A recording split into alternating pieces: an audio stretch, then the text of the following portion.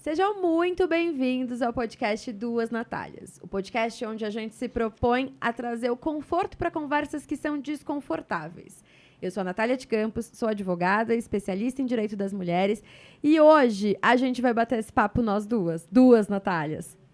Eu sou Natália Marques, sou psicóloga e psicanalista, e hoje a gente vai falar de um tema que é desconfortável, mas que bom que a gente pode falar sobre ele, porque é um tema que as mulheres não conseguem conversar muito entre si, os homens também, que é o tema do divórcio, né, Nath? Divórcio e separação, Nath. Às vezes, dentro da área do direito, a gente tinha essa diferença um pouquinho sobre o que era divórcio e o que é separação. Hoje já está superado isso, mas ainda assim eu gosto de trazer essa diferença quando as pessoas trazem para o escritório a questão do divórcio, né?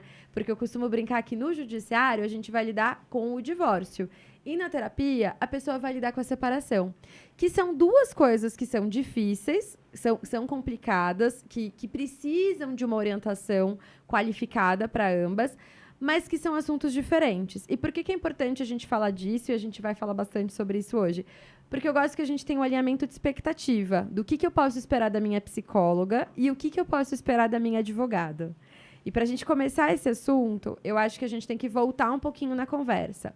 Porque existem dois momentos de um divórcio, de uma separação. Quando a pessoa já está num processo, já sabe que vai acabar, que acabou, que está acabando, eminente ali. E tem uma fase um pouquinho prévia de, será que eu me divorcio? Será que essa solução vai ser a melhor? E aí, antes de eu entrar com todas as dicas jurídicas, queria que você comentasse um pouco como que é essa demanda para você em consultório, né? Como que as pessoas te trazem? Porque, às vezes, tem gente que não faz terapia ou não tem esse contato de uma análise dentro de uma terapia e fica achando que o psicólogo vai te dar uma dica, um conselho, vai te falar para você se divorciar. Principalmente porque tem aquele mito de começou a fazer terapia, se divorciou. Uhum. Então, conta um pouquinho como que é essa relação no consultório. Exatamente, a gente vai dizer isso, né? Que as psicólogas, as psicanalistas ficam muito com essa máxima, às vezes. Nossa, ela que convenceu a divorciar. Inclusive, a gente tem medo, muitas vezes, né? Porque quando a gente trata de uma relação abusiva, você acaba se expondo ali, né? E você tem até medo, muitas vezes, da reação do outro, da reação do parceiro, né? Sobre a psicóloga, porque a gente ouve muito assim, nossa, tá com raiva, né? E a gente acaba até tendo que ter medidas. Eu sempre oriento as minhas supervisionandas, assim, às vezes, de que a gente precisa se assegurar, né? Então, a gente precisa estar num ambiente seguro, a gente precisa estar... se eu estou no online, é uma coisa, né? Se eu estou no presencial, eu preciso me assegurar, tanto atendendo homens, como muitas vezes quando eu atendo casos de relação abusiva, relações violentas. Mas isso aí já é outro ponto, né?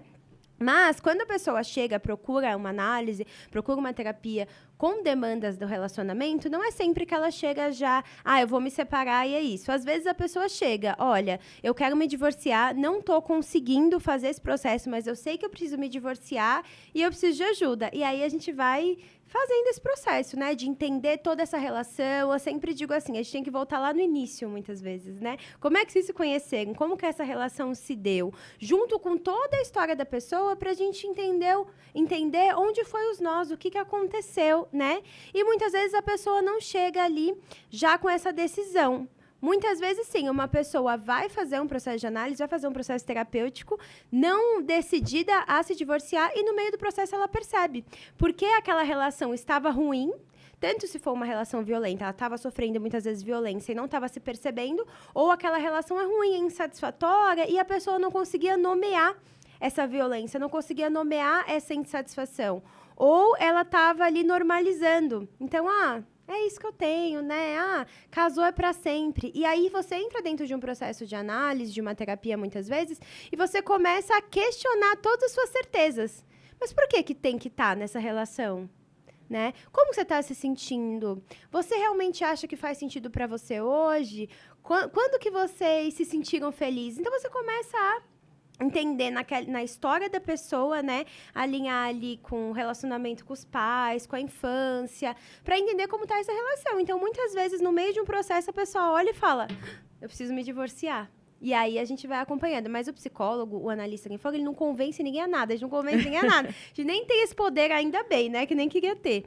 Mas a gente vai... a própria pessoa, ela vai falando da sua história, vai falando da sua relação, e ela mesma vai se percebendo que aquilo não tá legal, né? Muitas vezes a gente precisa, sim, olhar para uma situação e ajudar a pessoa a nomear uma violência. Porque muitas vezes ela não tem nem ela nem sabe que aquilo é uma violência. Como que ela vai nomear sozinha, né? Então, a gente precisa ajudar ela nesse caminho de nomear o que é uma violência. Mas, muitas vezes, a própria pessoa falando sobre a relação e sobre a sua história, ela mesma já chega nesse movimento. Eu preciso me divorciar. E aí, desse eu preciso me divorciar até ela se divorciar, é um outro caminho. Né? E é isso que eu acho que é bem importante a gente falar sobre esse alinhamento de expectativa e de tempo, porque é muito difícil quando a gente vai falar de divórcio e separação, porque, assim, existem milhares de modelos de relações, né? Existem as relações saudáveis, existem as relações problemáticas, existem as relações violentas. Então, assim, é difícil a gente generalizar qual seria o melhor caminho para cada um. Então, o que a gente vai tentar fazer aqui hoje vai ser um compilado de coisas baseada nas nossas vivências e experiências em consultório e escritório, com algumas dicas para tentar orientar essas pessoas de por onde eu começo. Então, a primeira dica que eu daria é, ainda que você consiga fazer tudo simultâneo, conciliar a orientação de uma advogada com uma psicóloga é extremamente importante nesse momento. Porque ainda que você esteja numa relação violenta, com violência, ainda que você esteja extremamente decidida a se divorciar, são etapas que demandam muito de uma mulher. Demandam financeiramente, demandam emocionalmente. Então, você precisa, nesse momento, ter ferramentas que te fortalecem para que você consiga fazer essa movimentação. Então, eu tenho a felicidade hoje de ter muitas clientes que são suas pacientes e vice-versa, né? Porque eu sei que estão em boas mãos, eu sei que estão sendo bem orientadas. Mas a primeira coisa que eu gostaria de deixar muito clara, para quando você está nesse movimento, é a gente não procura o advogado só na hora que já aconteceu. Pelo contrário, cada vez mais a gente tem tido isso dentro do escritório e é extremamente importante que você consulte uma advogada antes de você tomar a decisão. Até para que você saiba, coloque na mesa as orientações, saiba fazer uma produção antecipada de prova, saiba, por exemplo, como se resguardar financeiramente, saiba quais vão ser os seus direitos, porque é muito mais difícil você cair numa manipulação do seu cônjuge ou companheiro, da pessoa com que você se relaciona, quando você já sabe quais são seus direitos. Então, diversas vezes as pessoas procuram um escritório e falam: ah, mas se eu fizer isso, eu vou perder meus filhos porque eu não tenho renda. E assim, não existe perder guarda de filho porque não tem renda. E aí, quando a gente tem as coisas muito mais delimitadas, seus direitos eles estão muito mais coesos, né? Você sabe do que você tem direito, é muito mais fácil para você entrar nessa conversa, ou menos difícil, sabendo quais são os seus direitos. Então, a primeira coisa, né? Quero me divorciar, ou talvez eu queira, porque diversas vezes as pessoas fizeram consultoria comigo 2, 3 anos atrás e ainda estão casadas, sabe? Era um hiato ali na relação, alguma coisa que achou que ia ter um desdobramento no divórcio e por qualquer motivo, que não cabe a mim, não tiveram. E aí, da mesma forma que você traz, eu acho que é bem importante a gente dizer que a gente preza muito pela autonomia da mulher. Então, a gente tem milhares de vídeos já, inclusive no canal, falando sobre violência. A gente preza pela autonomia. Então, não é porque você vai consultar uma advogada ou uma psicóloga que a pessoa vai te obrigar, vai falar: ai, meu Deus, de novo, você já veio consultar comigo 3 vezes e ainda você não vai divorciar? A gente sabe que as coisas levam tempo. Então, esse processo de você marcar uma consulta com a psicóloga, com a advogada, é um processo de maturação da sua decisão. E que bom, quem dera todas as pessoas fizessem esse caminho de ir procurando isso. Então, primeira dica que eu diria: procure uma psicóloga e uma advogada que estejam alinhadas com as suas crenças, sejam elas quais forem, né? Exatamente. É mais fácil para o profissional que vai te atender e é mais fácil para você, alinhamento de expectativa. Não adianta você me contratar esperando uma advocacia que você já sabe que eu não prego, né? E o contrário também. Você chegar... Eu lembro que, um dado momento, quando eu precisei trocar de terapeuta, uma das coisas foi: putz, eu acho que a gente não está tão alinhada com alguns valores aqui. Então, como é importante? Então, acho que a primeira dica seria: contrate um profissional alinhado com a sua expectativa. Exatamente. Isso acontece muito também, infelizmente, e não deveria acontecer, né? Mas na psicologia, ou mesmo na psicanálise, em qualquer abordagem, né, gente? Dentro desse processo terapêutico. De pessoas colocarem ali crenças profissionais, colocarem as suas crenças na frente. Então, muitas vezes, uma mulher pode buscar ali, mesmo dentro de uma relação violenta, o que for, um profissional, porque ela quer se separar, ela quer sair dessa relação, e essa pessoa virar para ela e falar, mas casamento é para sempre, colocar, sei lá, questões religiosas, bíblicas no meio, e falar que essa pessoa tem que ficar. Gente, se isso acontecer com vocês, qualquer coisa desse tipo, vocês saiam correndo desse profissional, denunciem, né, no conselho, porque a gente precisa procurar alguém que esteja alinhado, né? Por isso que eu digo que quem só estuda, quem é dentro da sua área, então é da psicanálise, da psicologia, e só estuda psicologia e psicanálise, a gente vai ficar fechado numa bolha e não vai saber de nada. No direito, em qualquer outra área. Dentro das nossas áreas, a gente precisa estudar sobre a nossa teoria, questões de gênero, questões de raça, questões de classe, e dar uma olhada em como que está o mundo, senão a gente vai ficar completamente alienado, né? Então, mesmo que a pessoa não faça uma coisa que seja tão grave assim, de pregar religião dentro do consultório, ou o que seja, ou ter falas machistas, não, a mulher tem que servir ao marido, coisas do tipo, coisas absurdas, se ela não tiver uma leitura, muitas vezes ela ainda assim pode reproduzir machismo, pode reproduzir violência. E revitimizar essa pessoa, que vai lá buscar uma ajuda, né? Quero sair dessa relação, e ela acaba se sentindo culpada. Sim. Então, assim, olha o dano que você vai fazer na cabeça da pessoa, né? Então, é muito importante que a gente busque, sim, profissionais. Não, a gente não precisa ter um profissional que seja igual a gente, mas um profissional que você saiba que ele tem uma visão do mundo, né? Sim. Ele tem uma visão, não precisa ser um profissional feminista que fala sobre feminismo na internet também, mas que você perceba que ela tem uma visão, né? Sobre gênero, uma visão política. Política, a gente não está falando de política partidária, uma visão política do viver político, né? Porque senão a gente pode ali sair pior do que a gente entrou de um processo, né? Exato. E aí, acho que a segunda coisa que é bem importante a gente deixar claro é que processos judiciais, eles são demorados. Assim, qualquer pessoa que te disser algo diferente disso, tá mentindo, tá? Hoje a gente tem a estatística que um processo dura de 3 a 5 anos. Então, assim, processos são demorados.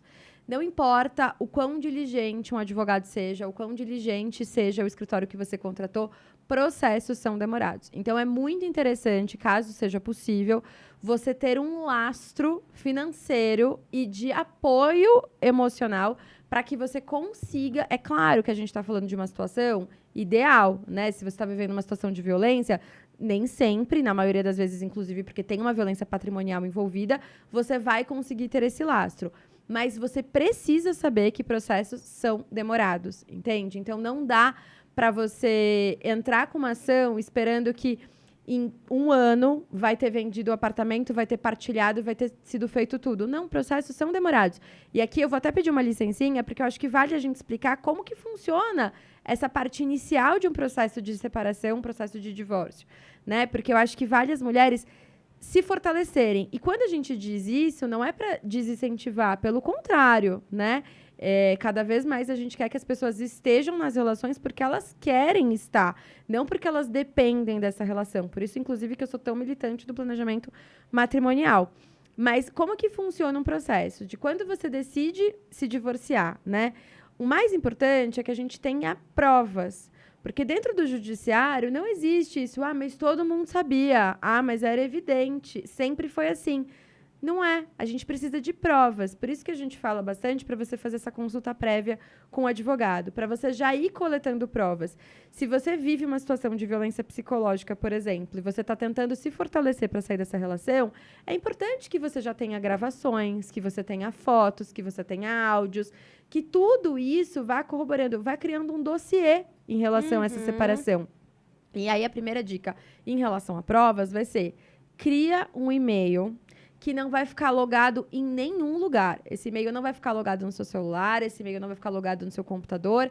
É um e-mail que só você vai saber o acesso e a senha. Você pode deixar com 1, 2 pessoas da sua confiança, falar: olha só, eu estou criando um dossiê de provas. Se porventura, tá, acontecer qualquer coisa, aqui estão as provas. E aí, nesse e-mail que você não vai deixar nada logado, todos os prints, as fotos, os áudios, tudo que você tiver, você vai deixar nesse drive, nessa nuvem, tá? E aí, por que isso é importante? Porque diversas vezes, quando a gente está numa ação judicial, ou que a pessoa já sabe, o celular é roubado, magicamente o computador é formatado, as coisas acontecem. Pode ser por coincidência? Quem sou eu para dizer que não, né? Mas a minha experiência Melhor diz se resguardar, que é melhor a gente resguardar, exatamente. Então, você vai criar ali um drive colocando todos esses indícios de prova e prova. E uma das coisas que eu gosto muito da gente pensar é se permitam escolher. Ah, será que essa prova é útil? Será que eu vou usar? Não importa. Na dúvida, guarda. Outra coisa que é bem importante quando a gente está nessa fase pré-processual de provas ali, é você demonstrar o padrão de vida que vocês têm. Porque é assim, ó, é inerente, tá? Pediu o divórcio, a empresa ficou ruim, o cara vai quebrar, parou de lucrar, o dinheiro para de entrar, assim, ó. Na hora que ele pensou que vai acontecer a movimentação do divórcio, misteriosamente a empresa vai quebrar, entendeu? Fica tudo ruim. Então, vai trazendo indícios de prova do padrão de vida que vocês já vivem.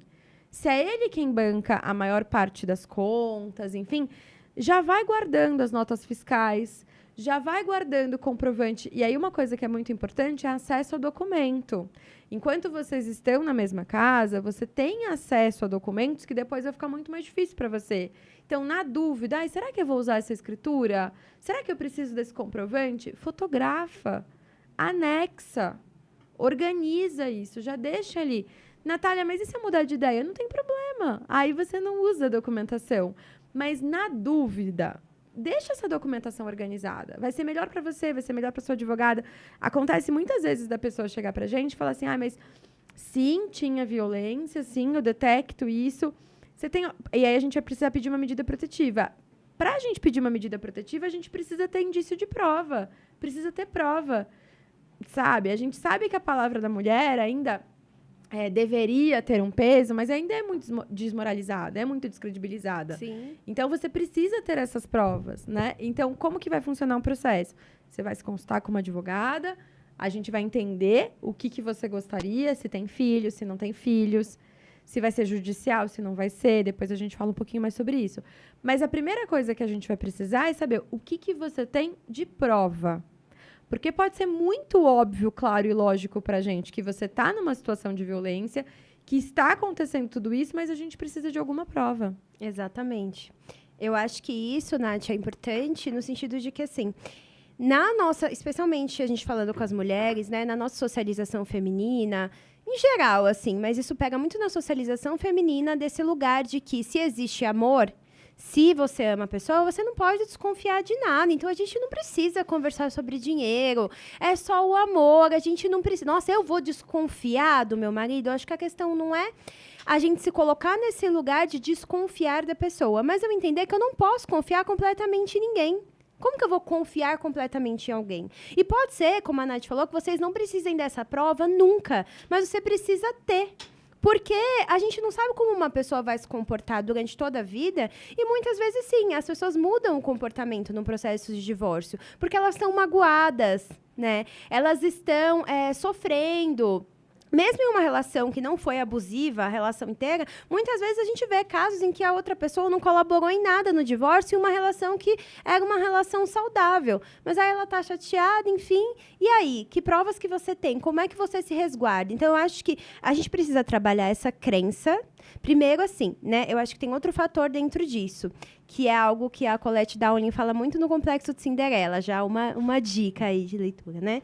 Que é o quanto nós, mulheres, a gente acaba sendo socializada para entender que todas essas questões burocráticas, questões de dinheiro, não são nossas. A gente entende que a gente não consegue dar conta, porque desde pequena a gente é socializada para entender que, nossa, a mulher não sabe mexer com exatas, mulher lidar não sabe dinheiro. Lidar com dinheiro. Nossa, mulher é consumista, gasta demais, piadinha, haha. Então, a gente vai, desde pequena, sendo retirada desse lugar de quem consegue lidar com a própria vida, lidar com as próprias contas. E educação financeira para a mulher, a gente não vê, né? Então, nós mesmas já vamos nos colocando também dentro da relação nesse lugar.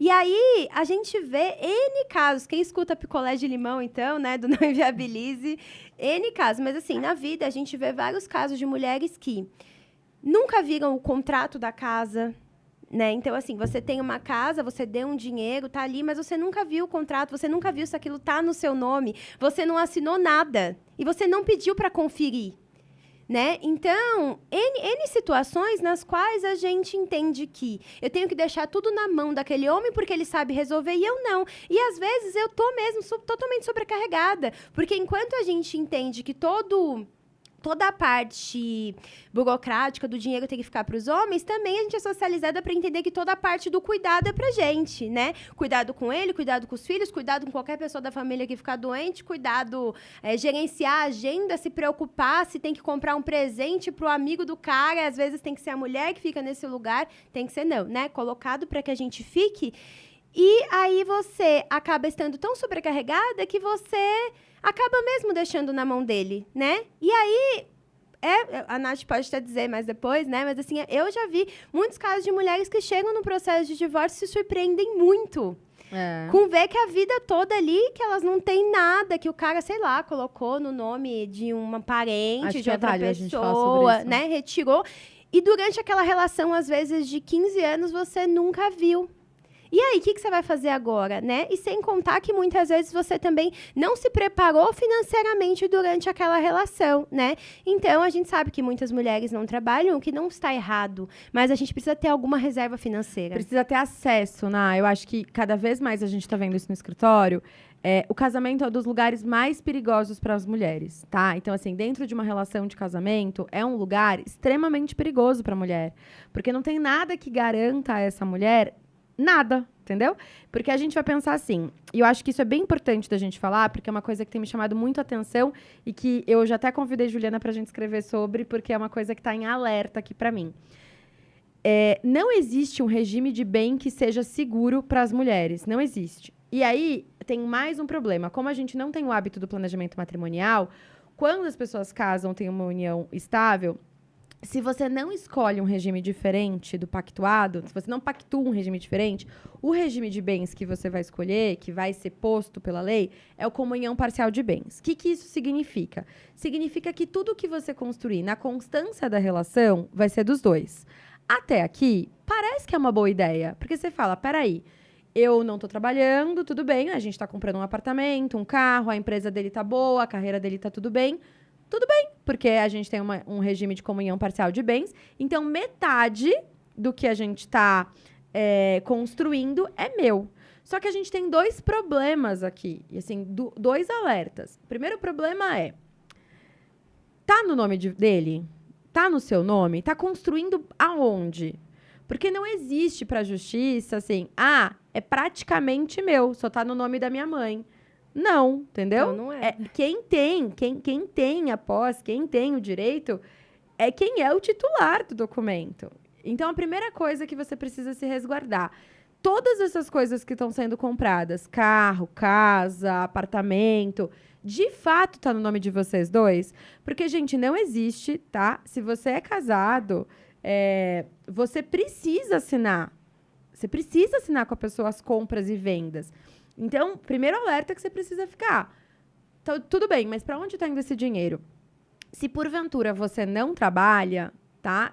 Não trabalha fora, né? Se a sua demanda é casa, cuidado, filhos, você precisa pactuar com a pessoa, assim, quanto entra de dinheiro e precisa ter uma divisão numa conta sua. Você precisa ter acesso a esse dinheiro.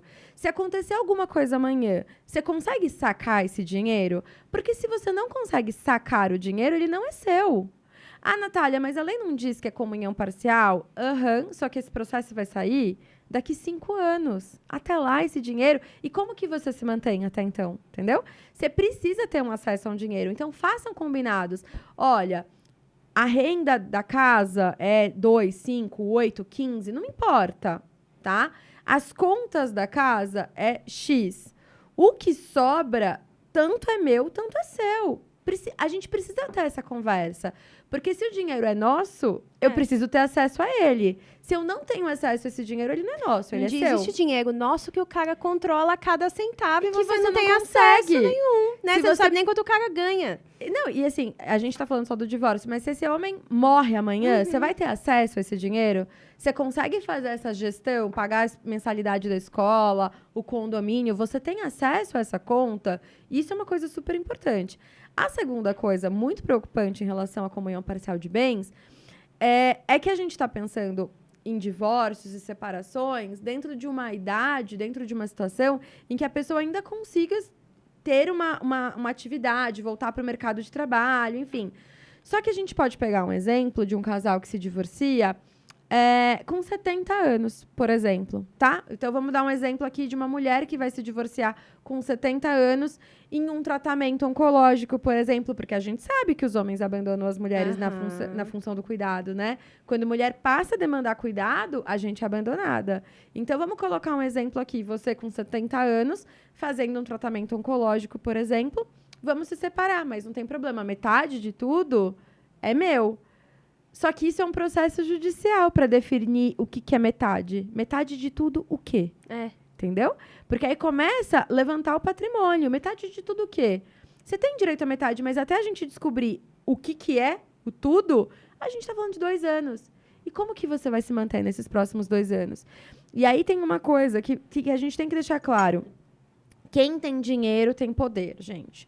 Dentro de um processo judicial, quem tem para conseguir sustentar esse processo, seja para demorar mais ainda, porque, Natália, processos demoram, isso é horrível. Depende de que lado que você tá, né? Porque se você tá do lado que tem o patrimônio, que tá fazendo a gestão do patrimônio, para você, horrível, o mais interessante é que esse processo demore mesmo.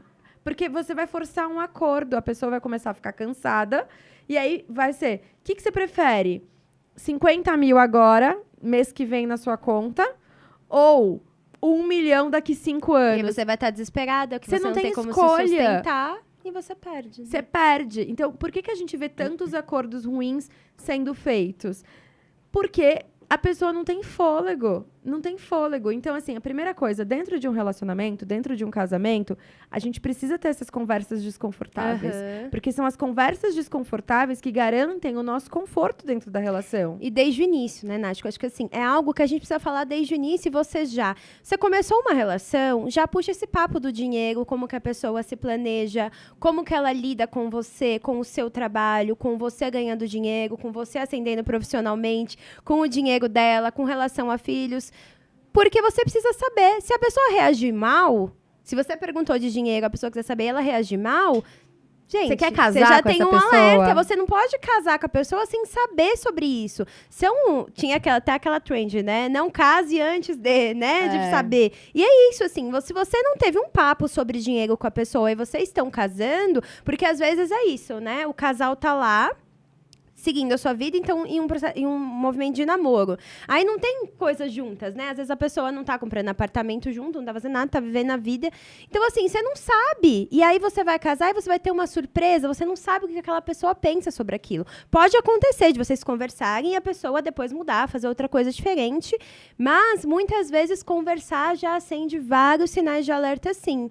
E eu acho que é muito importante que nós, mulheres, nós saibamos, assim, que a gente se questionar mesmo. Por que eu não posso gerenciar, né? Por que eu não posso cuidar também dessas demandas burocráticas? Por que eu não posso entender sobre isso? Eu vou entender, sim. Se aquele homem não quer me explicar, de repente tem um investimento lá, X, super complexo que eu não entendo, pede ajuda para outra pessoa. Porque é que a gente não consegue ter autonomia e responsabilidade sobre as nossas próprias vidas. Porque eu acho que tem a parte, né, tem muitas vezes, e aí a gente diferencia, né, de uma relação onde tem violência, manipulação, mas, de qualquer maneira, a gente precisa se colocar como eu sou uma pessoa autônoma dentro dessa relação. Eu não posso depositar a minha vida na mão de ninguém. Se a gente fizer isso já resguarda a gente de muita coisa. Porque aí eu vou querer ver todos os papéis e todas as decisões vão ser tomadas em conjunto, né? Não existe a pessoa sair e comprar um negócio e você nem saber. Vocês têm uma relação em que vocês dividem.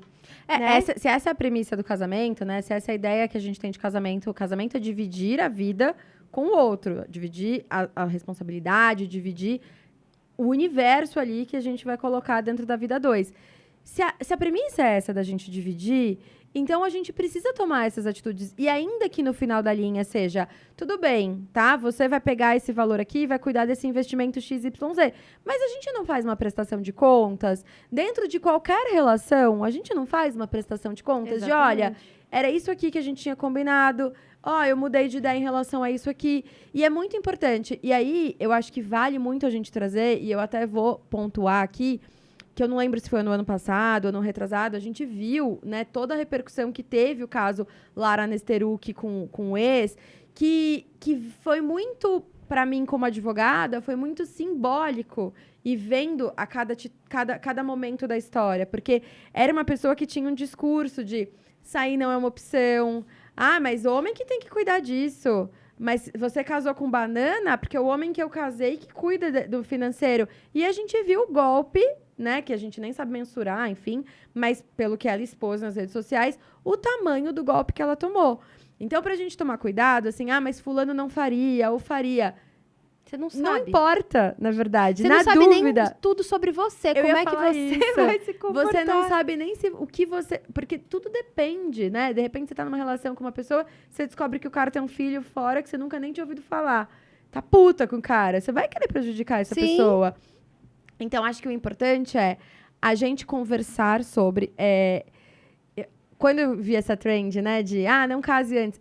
A primeira coisa que eu pensei foi... Não case com uma pessoa que você não pode conversar. Porque tudo, na minha cabeça, numa relação, assim, o tesão, várias coisas vão ficar no caminho. Mas a capacidade de diálogo tem que ser para sempre. Sim. Né? Porque hoje você não consegue conversar sobre a fatura do cartão. Amanhã você não vai conseguir conversar sobre um problema na escola do filho. E aí? Depois, né? e aí, como que você conversa? Vai virar uma bola de neve, né? Exatamente. E aí, pensando agora aqui, né? Voltando para o nosso papo entre o diálogo entre a separação e o divórcio.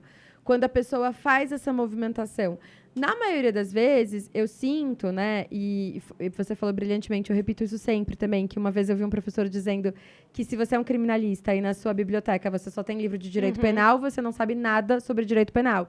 E eu falo mesmo sobre direito de família. Se você é um familiarista e você advoga com direito de família e na sua biblioteca você só tem doutrinas de direito de família, você não sabe nada sobre direito de família. E acho que assim, né, Nath, também, se você é uma psicóloga, uma psicanalista, que você atende mulheres em situação de violência, você precisa minimamente entender sobre tudo isso que a gente está falando com relação ao direito, né? Até para você poder ajudar a orientar a sua paciente, assim, olha, acho que agora você precisa procurar uma advogada, porque a gente não vai resolver. Eu não gosto dessa visão que a gente resolve as coisas sozinho, né? A área de saber fechada. Às vezes a gente precisa buscar um psiquiatra, às vezes a gente precisa orientar a pessoa a buscar uma advogada, porque ela está numa situação, muitas vezes, de violência, ou ela vai precisar saber dos seus direitos. Às vezes eu falo, olha, é legal você buscar. Se você não vai se divorciar agora, pelo menos você sabe. Se você quiser se divorciar, o que pode acontecer, o que você precisa.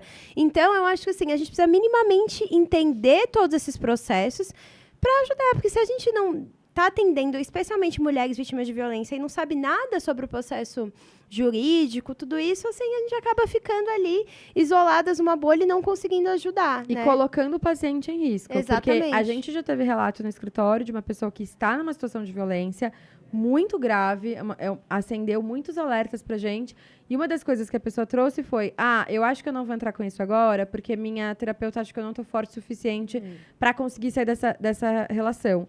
Só que no caso dessa pessoa em específico, não é sobre ser forte, entendeu? É sobre se manter vivo. Exatamente. Então, se você se dispôs a atender mulheres em situação de violência, tanto como advogada como psicólogo, você tem que entender que é outra abordagem. Não é um divórcio puro, simples, uma separação tranquila. Se a pessoa está em risco, primeiro essa pessoa precisa se manter viva, para depois a gente conseguir fazer todos os desdobramentos que requer, né? E o que eu acho que é bem importante da gente salientar, assim, processos, eles são demorados tanto na terapia quanto no judiciário, tá? Então, quando você fizer essa movimentação de, gente, eu acho que talvez eu queira, talvez eu esteja pronta, talvez não seja na primeira vez, não seja na primeira psicóloga, na primeira advogada, na primeira consulta, que você vai conseguir fazer essa movimentação. E tudo bem, né? Assim, Super. as coisas, elas vão acontecer, isso num relacionamento sem violência, né? Vai acontecer, você vai conseguir. Quando tiver acabado, você vai conseguir terminar. Exatamente. E eu acho que não existe isso de, e aí eu não vou falar pra minha psicóloga porque ela vai ficar brava comigo, ela brigou comigo porque eu voltei à relação, e ela não foi me atender mais, ela desmarcou e não sei o quê porque eu voltei. Gente, aí você tá misturando as coisas. A psicóloga precisa ir pra supervisão, entender por que ela tá colocando a opinião pessoal dela ali no meio, assim. Você precisa, eu sempre digo assim, olha, aqui eu não tô esperando nada de você. Eu não espero nada. Assim, né? Não tenho expectativa nenhuma. A gente tá aqui pra te ouvir. E você, se você voltar, sair da relação 300 vezes, a gente vai falar sobre isso 300 vezes. Aqui não é lugar, né? Já basta lá fora, em que as pessoas vão te julgar, vão te apontar. Aqui não é esse lugar. Mas outra coisa que você disse, que eu acho que é importante da gente falar sobre o processo, né, de terapia, de análise nesse meio que você falou no começo, que na separação a gente vai lidar, né, no processo terapêutico. E eu achei isso bonito, porque eu acho que, de fato, assim, quando a gente vai ter um processo de divórcio, isso mobiliza várias coisas. E eu nem tô falando, assim, de uma relação violenta, só geral, tá? Porque a gente vai mexer com a questão da separação, né? E na psicanálise, a gente fala da separação desde lá da nossa relação, quando a gente estava ali no útero da nossa mãe, que é a primeira separação e talvez a mais marcante da vida, né? De quando a gente está em simbiose ali com a mãe, e aí a gente sai, deixa de ser um só e vira duas pessoas, e aí eu vou para esse mundo que é o caos, né? Vou para esse desamparo todo, fico toda desamparada, e eu carrego aí as marcas dessa separação durante a vida. E várias separações vão ocorrer durante toda a minha história, né? Relacionada aos meus pais, deixar de ser criança e ser adulto, ser adolescente, enfim. Mas, quando eu vou no processo de divórcio, eu vou mexer com todas as questões, com as minhas questões primárias, as minhas questões lá da infância, muitas vezes até com sensações que eu tinha quando eu era bebê. Eu vou mexer com o meu medo do desamparo, muitas vezes, que em cada história é um. Mas muitas vezes o desamparo é uma angústia tão grande que a pessoa tem, que ela sente que sem aquele outro, ela não vai conseguir. E aí, uma outra pessoa de fora, ela olha e fala, nossa, mas você pode, é só um homem, é só uma pessoa. Só que, quando a gente está atendendo essa pessoa, entendendo sobre toda a história dela, muitas vezes a gente vê que aquela separação, ela está revivendo uma separação lá atrás, né? Em momentos em que, muitas vezes, quando ela era bebê, ela se sentiu desamparada por aqueles pais, e o inconsciente, ele não tem um tempo cronológico.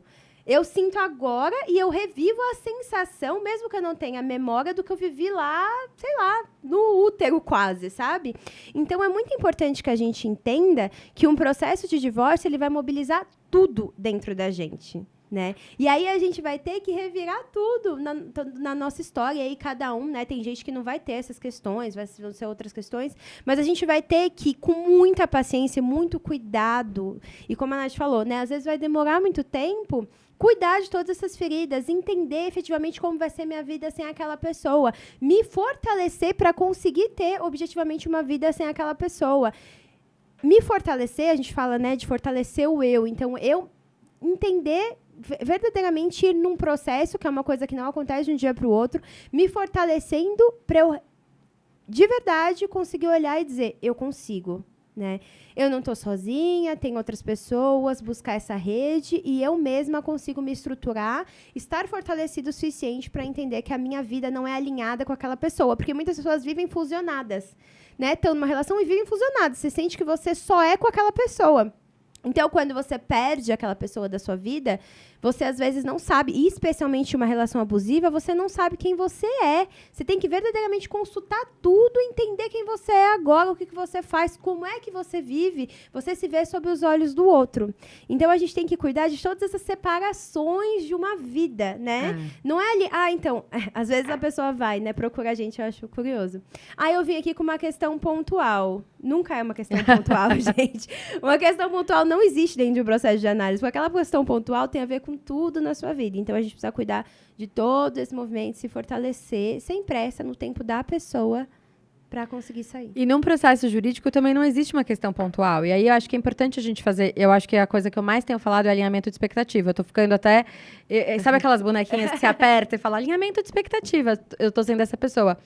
Porque quando a gente vai falar em outras áreas do direito, a gente pode falar sobre ganhar e perder, né? Então, por exemplo, se você vai mover uma ação de consumidor contra uma marca de carro que deu defeito, no final, você vai ter uma sentença e essa sentença vai te dizer procedente, improcedente, e aí você vai falar, ganhei. Ganhei, olha aqui, ó. Processei essa montadora de carro, saiu a sentença, foi procedente, eu ganhei. Quando a gente está falando de um processo de família, não existe uma sentença que vai fazer alguém ganhar ou perder. Toda vez que a gente precisou mobilizar o judiciário para resolver uma questão de família, todo mundo já perdeu. Não existe alguém que ganhou nessa situação. Pode ser que, Natália, mas é um acordo e tá tudo certo. Mas ainda assim, ninguém acordou um dia e pensou em uma demanda de família e falando, temos que acionar o judiciário para isso. Todo mundo já perdeu, já foi dolorido em algum lugar, né? Não é uma questão pontual. E aí, isso também se confunde dentro de um processo, porque você pode querer se divorciar, né? Só que você está se separando de uma pessoa que, inclusive, você se separa da idealização que você fez dessa pessoa. Poxa, mas eu não acredito, ele não faria isso comigo. E aí você está vendo que ele faria. Não só faria como está fazendo. Isso é muito doloroso. E aí, uma das coisas que eu tento trazer muito, e ainda é uma questão que eu vou ter que tratar numa terapia no segundo momento, mas uma das questões que eu tenho trazido muito é a gente ter esse alinhamento de expectativa de que uma sentença não vai te trazer de volta a revanche ou o sentimento daquilo ter sido curado. Diversas vezes, às vezes a gente tem uma sentença depois de 3, 4 anos, ficou uma briga por 4 anos pela bendita casa na praia. Quando saiu a sentença, a pessoa ficou com a casa, e aí ela chega na casa e ela fala, não era a casa que eu queria o almoço de família, eu queria todo mundo sentado, mesmo em processos de inventário, que às vezes as brigas são entre irmãos, não necessariamente entre companheiros, né, e cônjuges. Eu queria outra coisa, eu queria memória, eu queria sensação, eu queria o almoço de família. E nenhuma sentença vai recuperar isso. E aí uma das coisas que eu vou ter que tratar na minha terapia, que é uma das coisas que eu tenho pensado bastante, é sobre essa produção de conteúdo que a gente faz no próprio Instagram, que faz as coisas parecerem muito fáceis, sabe? Então, as pessoas mandam... Eu abro lá uma caixinha. Vou chamar minha advogada. Aí a pessoa manda... o genitor do meu filho não paga pensão há 3 dias. Ou, eu quero me separar. Eu quero fazer tal coisa. E aí, faz as coisas parecerem muito fáceis, porque a gente vai responder. Se você for casada pelo regime de comunhão parcial de bens, metade é seu. Não, se ele está atrasado há 2 dias, você pode pedir para executar. E aí fica parecendo que as coisas são muito fáceis. Só que quando a pessoa traz o processo para a realidade, né, me dá a documentação, vai descobrir que às vezes uma execução dura 3 anos, entende? Ai, Natália, mas não tem o rito da penhora, não tem o rito da prisão? Tem, gente, mas o rito, o prazo do judiciário não é o prazo que a gente gostaria na vida real. E isso é uma frustração que eu tô aprendendo a lidar. Então, assim, eu também gostaria. Eu acho curioso isso, porque quando as pessoas trazem a frustração dentro do escritório de advocacia de tá demorando, tá? E eu também gostaria que não demorasse. Porque, para mim, também é muito mais interessante que esse processo acabe. Entende? Tanto como pessoa, porque eu quero que você siga a sua vida e as coisas aconteçam, como escritório, porque a gente precisa encerrar contratos, né? Encerrar demandas. Então, esse alinhamento de processos judiciais, Natália trouxe, não existem questões pontuais. Dentro do direito de família, não existe. Porque, às vezes, um acordo não está saindo, não porque ele não é bom financeiramente. Às vezes, um acordo não está saindo porque, no verão de 92, você me deixou esperando naquela festa. E agora, entendeu? Então, assim, eu inclusive vou já deixar uma dica aqui. Os livros da Andréa Pachá, todos, assim, A Vida Não É Justa, todos os livros dela de crônicas que acontecem nas varas de família, eu acho brilhante. Porque ela vai trazer com carinho, com um olhar tão bonito das coisas que acontecem nas varas de família, de às vezes o que a pessoa queria era só ser ouvida. E aí, esse ouvido, eu acho que é tão importante. Eu não gosto, tá? Quando as pessoas. Eu já tive até essa conversa com a Ana Clara em outro momento, quando as pessoas dizem assim, todo advogado é um pouco terapeuta. Eu não gosto, eu acho que não. Eu acho que todo advogado é um bom advogado.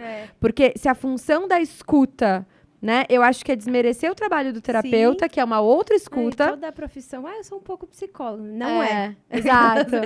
E eu acho que é desmerecer o meu trabalho como advogada. Porque como o meu trabalho como advogada não é sobre escutar, eu preciso escutar. Aí você vê que a formação tá muito errada. Exato. Né? Essa escuta não é a escuta do terapeuta, é a escuta do advogado. Outro tipo de escuta, né? E eu vou até contar um caso de uns 3 anos atrás que eu achei que foi bem curioso, porque a gente tava na pandemia, e aí uma pessoa me procurou, ela morava fora do Brasil, e ela tinha acabado de ter bebê. Acabado, assim, ela tinha 1 mês e meio, e ela e o marido estavam com 1000 questões, pandemia, ninguém esperava, ela tinha acabado de ter um bebê de 3 meses, assim, o puerpério, e você tá fora do seu país e você não sabe o que tá acontecendo no mundo. Vocês lembram como que foi a pandemia? Quando estava acontecendo tudo isso, ela me procurou para fazer uma consultoria, e conforme ela ia falando, eu fui percebendo que tinha muito carinho ali naquela relação, tinha muito amor. Tinha um puerpério, tinha uma pandemia, tinha um recém-nascido, tinha eu estar longe da minha mãe, da minha família, das pessoas que eu amo. Tinha um monte de coisa ali. E eu falei, olha, eu acho que é válido, tá? E aí eu acabei fazendo uma reunião com o advogado do homem na época, que também foi uma pessoa muito sensível, que quando a gente começou a conversar, a gente falou, eles não querem se divorciar. Eles estão com medo. É muita coisa acontecendo ao mesmo tempo. E aí o ruído... E aí eu tive o prazer, de outro lado, o advogado também ter essa sensibilidade da gente falar, olha, a gente topa fazer o divórcio de vocês, a gente já está conversando, a gente vai conseguir colocar tudo isso. Mas antes, não seria bacana vocês conversarem com uma outra pessoa? De repente, um terapeuta antes? Não que vocês não vão se divorciar, vocês podem. Mas, e aí eles toparam. E a última informação que eu tive é que eles ainda estão juntos. Isso 3 anos depois. Então, às vezes, a gente ter esse ouvido atento não é a função, todo advogado tem um pouco de terapeuta. Não, todo advogado tem um pouco de advogado. Trabalho, esse é o meu trabalho. É um bom trabalho, não, justamente. E essa questão de demorar, né? A gente também escuta isso no meu trabalho, também isso é constante, assim, né? Mas não tô melhorando. Primeiro que, assim, aí já é muito mais complexo, né? O que é melhorar? Que a gente tem uma ideia de que melhorar é ficar tudo bem, feliz e sorridente. E muitas vezes você vai começar um processo terapêutico, um processo de análise, e você vai ficar mais angustiado e você vai estar melhorando. Porque você vai estar ali vendo várias questões, olhando para as pessoas com outro olhar, olhando para si mesmo, percebendo coisas na sua vida, muitas vezes percebendo violências que você não percebia, se questionando, e isso gera angústia. Mas vai ser uma angústia que vai te levar para um outro lugar, que nesse lugar você vai ficar feliz, contente, sorridente, pleno. Não, né? Mas que vai te levar para um lugar em que você vai mudar de posição com relação à sua vida e pegar a sua vida na mão, muitas vezes, né? Tirar a sua vida da mão do outro, só o olhar do outro sobre você. Mas é um processo que demora. Sim. Né? Eu faço análise há 12 anos, faço terapia, né? Há 12 anos.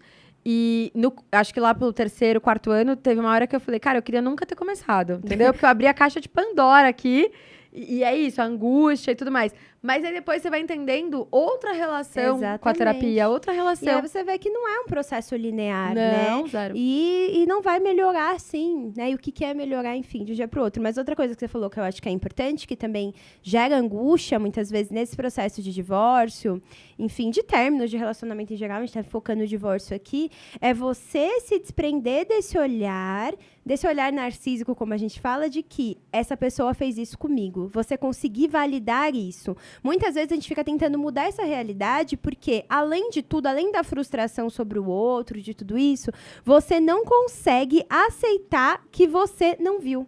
Que você achou que era uma coisa, mas era outra. Que essa pessoa, sim, ela não está preocupada com você. Né? Que às vezes, mas essa pessoa, ela não se importa. Mas às vezes ela não se importa. Às vezes você achou que aquela pessoa super se importava, que ela era legal, e ela não está se importando. Ou que aquela pessoa deixou de te amar, ou que aquele amor mudou de lugar, mesmo quando é uma pessoa legal que está se importando. Às vezes a gente não consegue sair dessa posição de que eu fiz apostas, né, olhei e achei que era uma coisa e é outra, aí eu fico insistindo naquilo, e naquele sofrimento, aí eu vou mudar essa pessoa, eu vou mudar essa situação, não é possível, e aí é todo um processo em que eu tenho que olhar para mim e conseguir sair, né, um pouquinho do meu narcisismo e olhar e falar, olha, se eu achei que era, mas me equivoquei, ou era naquele momento e mudou. Sim, alguém pode deixar de me amar. Sim, alguém pode não se importar. Sim, alguém pode se interessar por outra pessoa e aquela relação valeu. Ou então, eu não enxerguei que aquela pessoa era violenta. Não enxerguei. A gente não é socializada para enxergar que relações são abusivas. A gente é socializada para normalizar abusos. Você é socializada para ficar numa relação abusiva e achar que aquilo é normal. Raras são as relações que não são abusivas dentro desse sistema.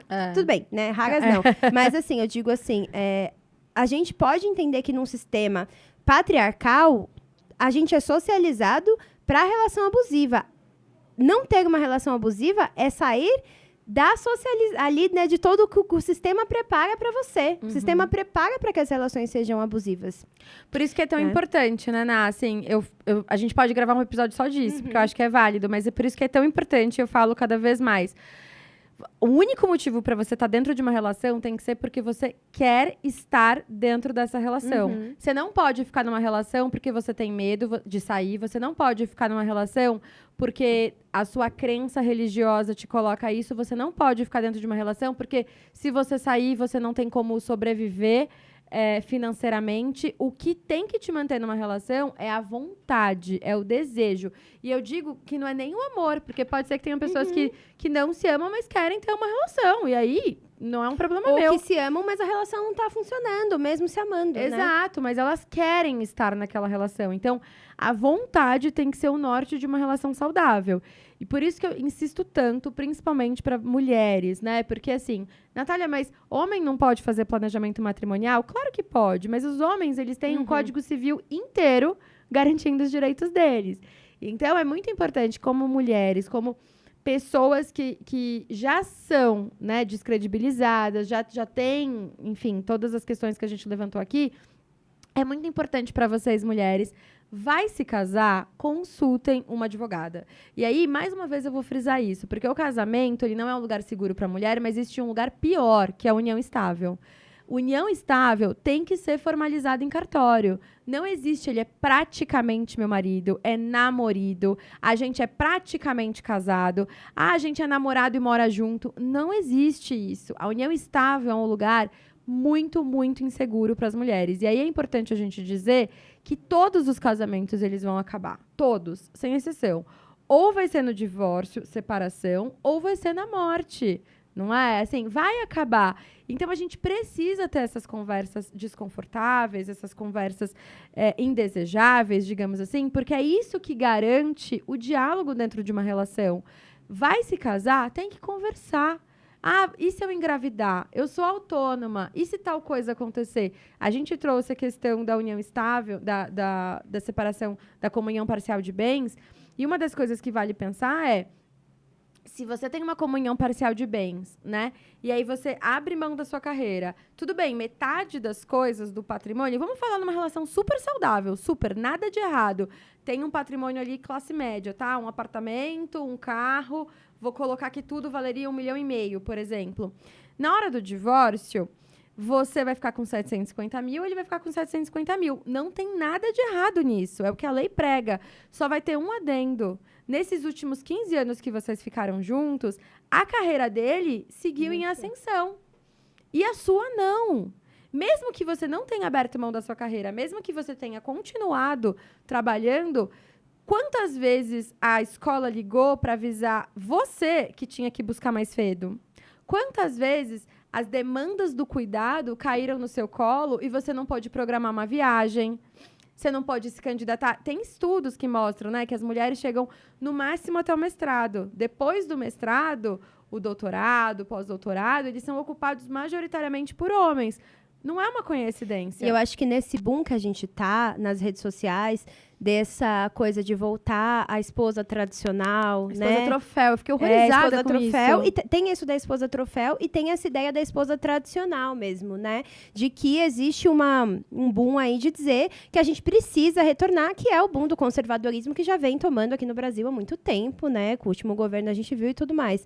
Mas desse lugar de que, assim, as mulheres têm que servir, sim, as mulheres não podem trabalhar, as mulheres têm que servir esse marido. Então, tem N vídeos no TikTok de mulheres mulheres falando sobre isso, e mostrando as suas rotinas, incentivando, e todo um movimento que tem retornado em resposta ao movimento feminista, né? Então, nesse momento, é óbvio, você está criticando? Não. Cada pessoa pode, né? Assim, eu tô dizendo assim, criticando as escolhas individuais, cada pessoa, ela tem o direito de fazer o que quer. Mas as mulheres precisam se resguardar, né? Você quer ocupar esse lugar? Você consulte uma advogada, entenda quais são os seus direitos. Você não tem certeza que aquela pessoa, como a Nath falou, assim, e se essa pessoa morrer, e aí, né? Sim. Mesmo que ele não se separe de você, mas eu acho que é muito importante que a gente fale sobre isso nesse movimento e que tem nesse momento, aliás, que tem esse movimento de retrocesso. Sim. De que a gente possa entender que isso é um projeto político, né? Primeiro, como a Natália falou, quem tem o dinheiro tem o poder. Então, essas questões de retorno, né, esses movimentos conservadores, é um projeto político para que o patriarcado não se mexa, para que ele volte ao mesmo lugar. Então, não se iludam de que existe vantagem em um lugar que não existe vantagem nenhuma, só desvantagem e insegurança, né? Mas eu acho que é isso, assim, a gente precisa ter esse olhar atento, assim, das coisas que são vendidas como, ai, nossa. E numa sociedade capitalista em que a gente está realmente muito cansada, em que a mulher, ela é sobrecarregada, porque quando a gente pôde trabalhar, né, especialmente as mulheres brancas, que as mulheres negras já trabalhavam, né? Mas quando a mulher, ela ocupa cada vez mais os postos de trabalho, não houve então vamos ter a divisão do cuidado doméstico, do cuidado, né, com os filhos e tal, para que a mulher possa trabalhar. Não, a mulher só ficou com tudo. Às vezes a mulher que sustenta a casa, a mulher que fica com o trabalho do cuidado, a gente só se sobrecarregou. Então a gente precisa entender, né?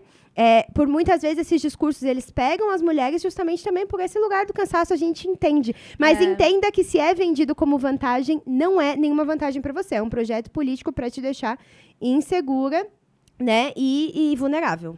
Você quer ser esposa troféu de verdade ou, na verdade, você quer uma equiparação salarial para que você não fique tão cansada, né? Acho que a gente tem que conversar sobre essas coisas e vale aí um tema de um episódio também, né? Foi uma delícia, não foi? Ótimo, a gente se bater esse papo. Só nós duas. Não foi? Eu espero que vocês tragam dúvidas também, tragam questões. Se esse formato foi bacana, a gente pode repetir com outros temas. Acho que o direito e a psicanálise, eles conversam muito, muito, muito, por isso que nos uniu tanto. E pra gente encerrar, a nossa tradicional dica. O que você gostaria de deixar para os nossos ouvintes e espectadores? Olha, de novo, eu vou falar para as mulheres lerem Amar para Sobreviver. Todo dia eu falo isso, o livro da Graham, mas eu acho que é muito importante. Tá na minha bolsa, tô lendo. Né? Eu queria indicar o nosso episódio 2 com a Yasmin. Maravilhoso. Que ela falou coisas importantíssimas que complementam e enriquecem muito mais o nosso diálogo de hoje.